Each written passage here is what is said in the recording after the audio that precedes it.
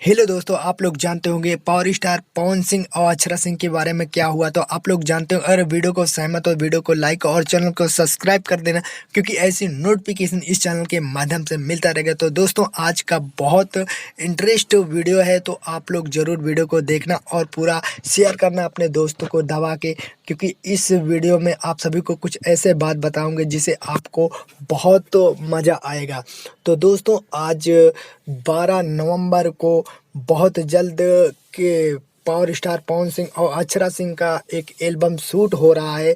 तो आप लोग को इस वीडियो के अंत में बता दूंगा दोस्तों। तो वीडियो में सहमत हो वीडियो को जरूर लाइक करना और चैनल को सब्सक्राइब कर देना दोस्तों।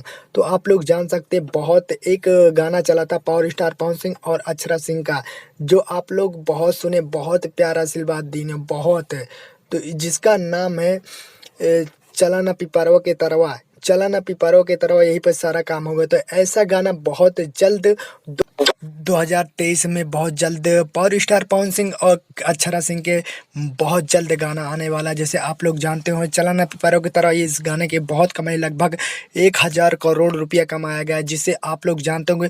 और पावर स्टार पवन सिंह और अक्षरा सिंह की जोड़ी बहुत सुपर हिट है, पब्लिक लोग ने बहुत सपोर्ट करते हैं इससे ऐसी जोड़ी की। तो ये सोशल मीडिया में 2023 में अब आ गए, रिकॉर्ड कर रहे हैं फिर से।